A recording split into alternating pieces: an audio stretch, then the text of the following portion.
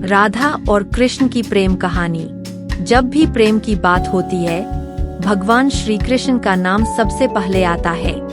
श्री कृष्ण को प्रेम और स्नेह का प्रतीक माना जाता है। पुराणों के अनुसार श्री कृष्ण की 16,108 रानियां थीं। श्री कृष्ण की मुख्य रानियों में रुक्मणी, सत्यभामा का नाम शामिल है। इसके अलावा बाल्यावस्था में श्री कृष्ण के गोकुल में गोपियों संग रासलीला की कहानियां आज भी मशहूर है।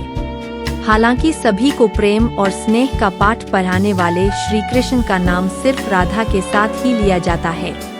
हर कोई प्रभु कृष्ण के नाम का जाप करते समय राधे श्याम का उच्चारण करता है। भले ही उनकी 16,108 रानियां थीं, लेकिन जब प्रेम की मिसाल दी जाती है तो श्री कृष्ण और राधा का प्रेम सबसे ऊपर होता है।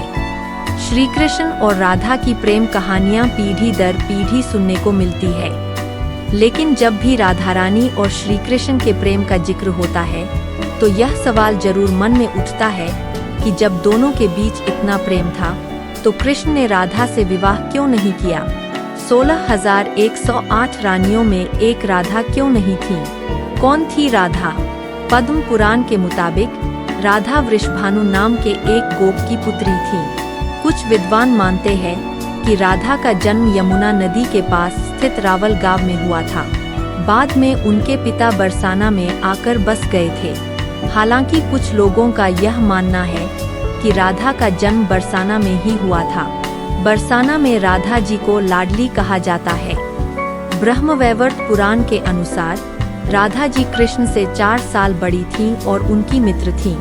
राधा जी से जुड़ी कई अन्य मान्यताएं भी है। ब्रह्मवैवर्त पुराण के अनुसार राधा का विवाह रायान नाम के व्यक्ति से हुआ था, जो कि माता यशोदा के भाई थे, यानी रिश्ते में राधा कृष्ण की मामी लगती थीं। हालांकि अन्य पुराणों में ऐसा जिक्र नहीं मिलता। मान्यता है कि जब श्री कृष्ण 8 साल थे तो उनकी मुलाकात राधा से हुई, जो 12 साल की थीं।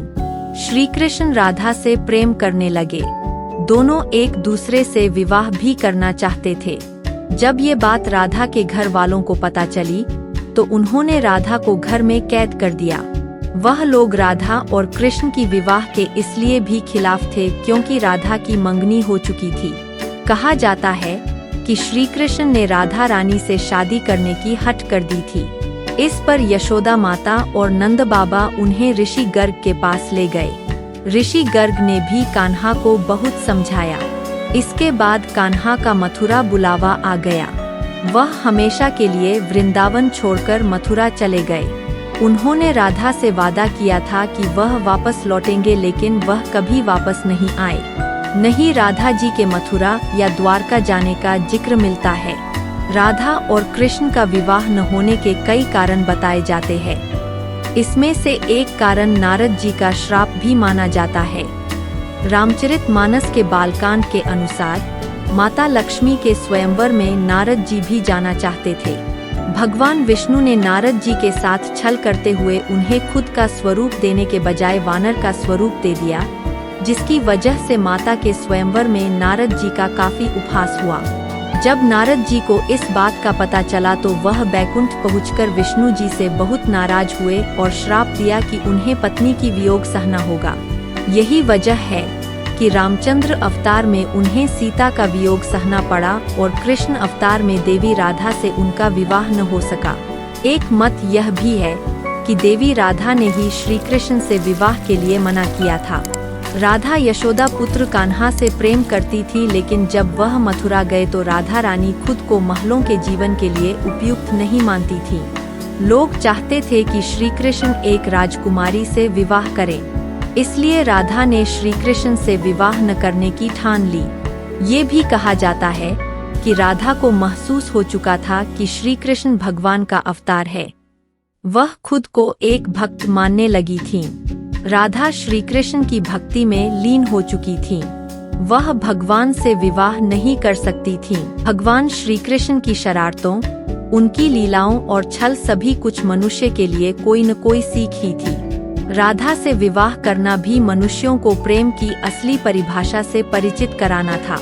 कहा जाता है कि एक बार देवी राधा ने कान्हा से पूछा कि वह उनसे विवाह क्यों नहीं करना चाहते। इस पर श्री कृष्ण ने कहा कि कोई अपनी आत्मा से विवाह करता है क्या? श्री कृष्ण राधा को खुद से अलग नहीं बल्कि अपना ही अस्तित्व मानते थे। वह मनुष्यों को यह सीख देना चाहते थे कि प्रेम भौतिक संबंध से नहीं बल्कि आध्यात्मिक प्रकृति है। प्रेम और विवाह एक दूसरे से अलग नहीं है। जैसे राधा कृष्ण बिना विवाह भी सदियों से एक ही है। जहाँ कृष्ण का नाम है वहाँ राधा का स्मरण स्वाभाविक है।